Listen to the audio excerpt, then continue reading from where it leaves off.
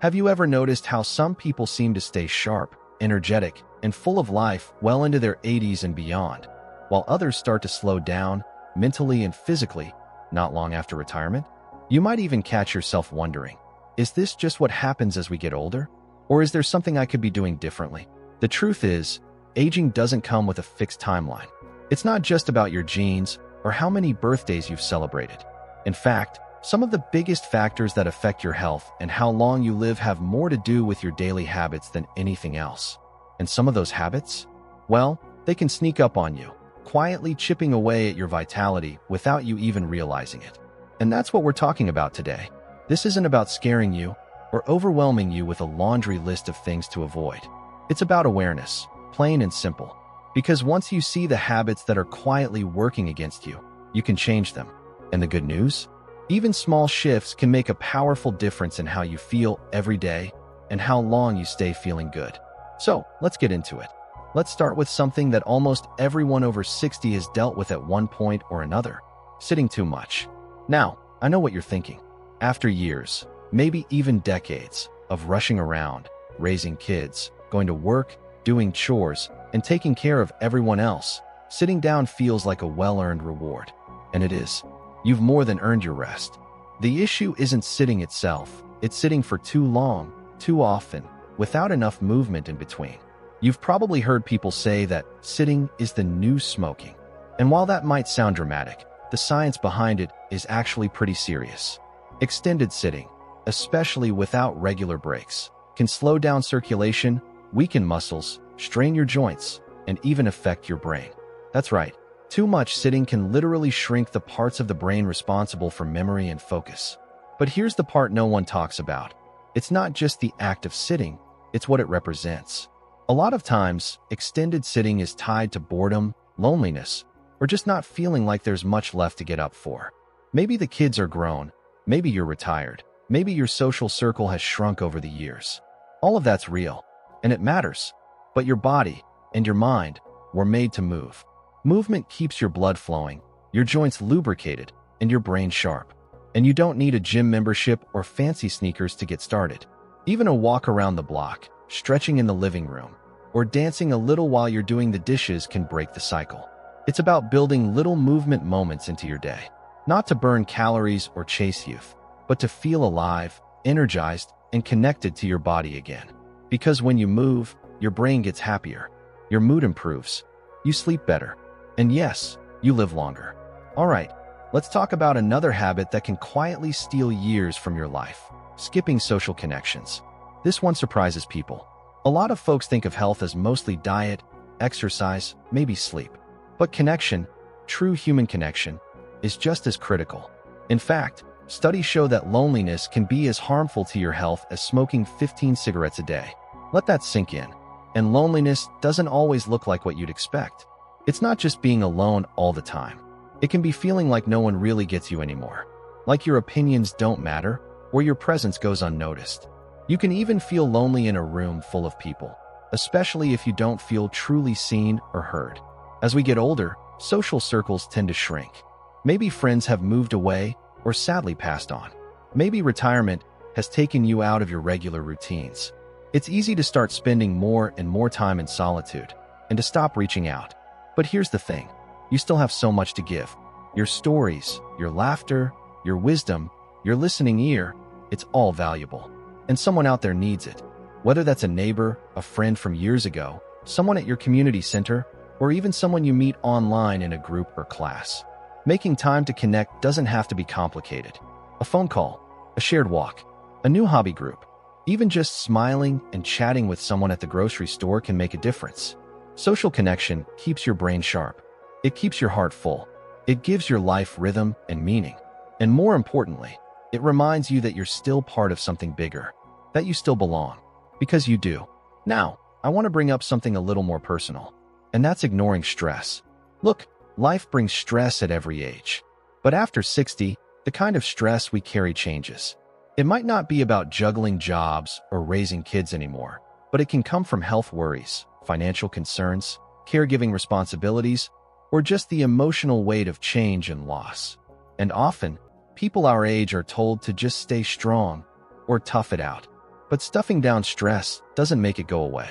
It just buries it deeper, where it can quietly raise your blood pressure, mess with your sleep, wear down your immune system, and increase your risk of serious illness. Your body remembers every time you've swallowed your feelings. And over time, that silent stress takes a toll. Here's what I want you to hear. Your stress matters. Your feelings are valid. And you deserve support. You deserve rest.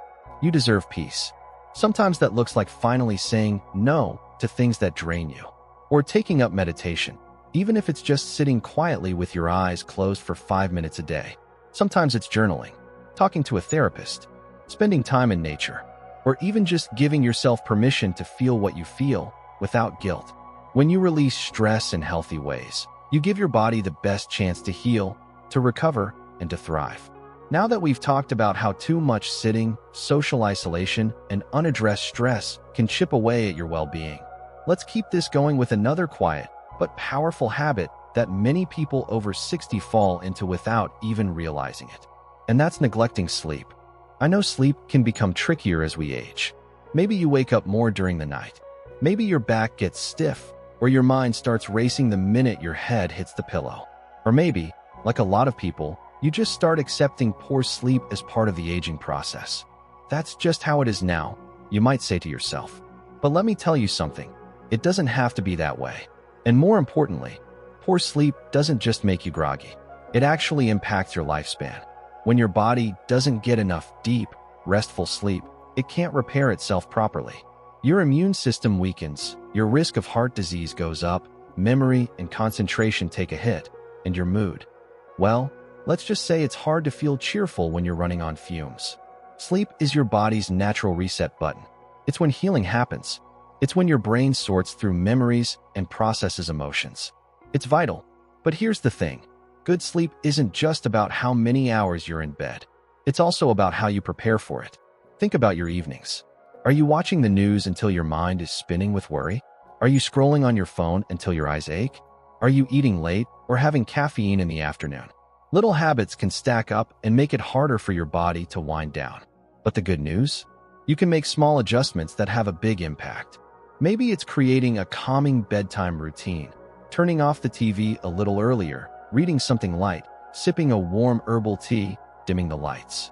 Maybe it's making your bedroom feel more restful, cool, quiet, and cozy. And yes, sometimes it means talking to a doctor if snoring, pain, or medication is interfering with your sleep.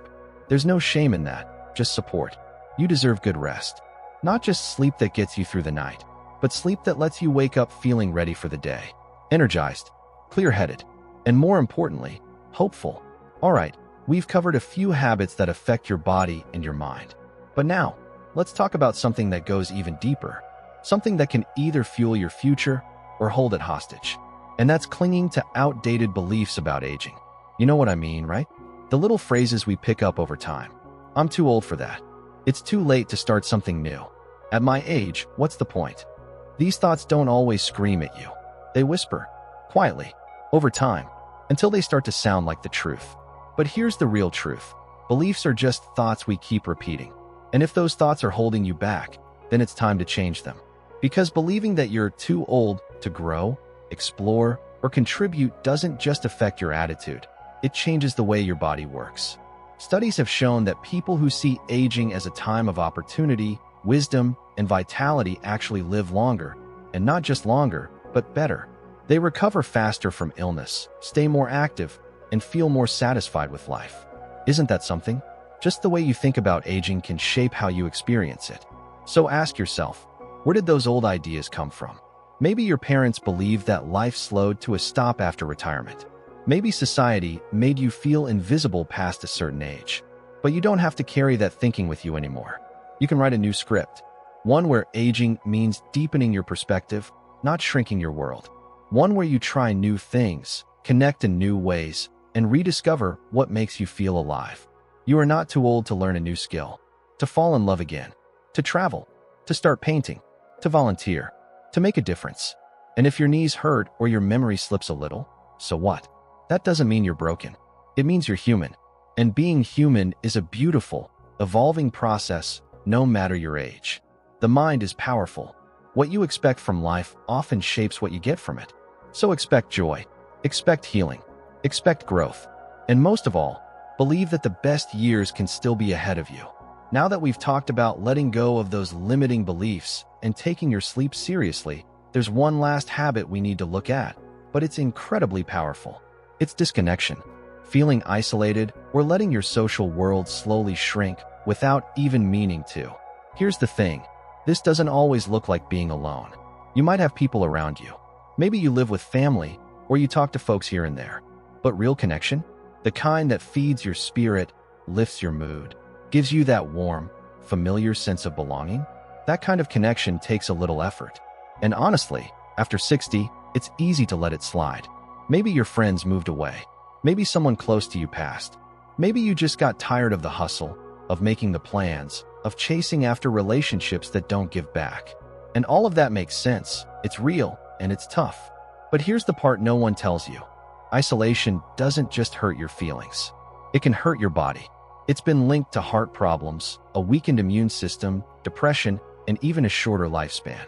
But the silver lining? Rebuilding connection doesn't require a full social calendar. It's not about being the life of the party. It's about finding meaningful interactions, even in small moments. Maybe it's calling someone you haven't spoken to in a while. Maybe it's joining a group where people share a hobby, gardening, reading, walking, singing.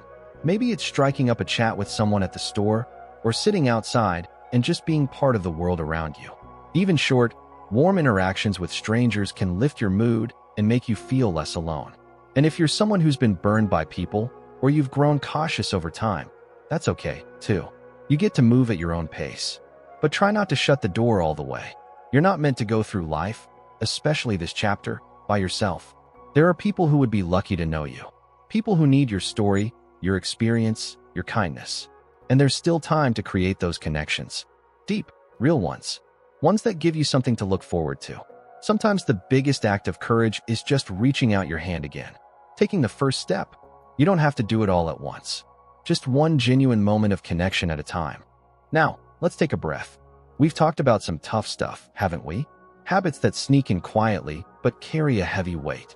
Habits that can hold us back, wear us down, or make us feel like we're not quite ourselves anymore. But I want you to hear this part loud and clear. You are not stuck. You are not too old. You are not behind. No matter what your calendar says, you still have a say in how your story goes from here. Because the truth is, aging doesn't shrink your potential, it expands it.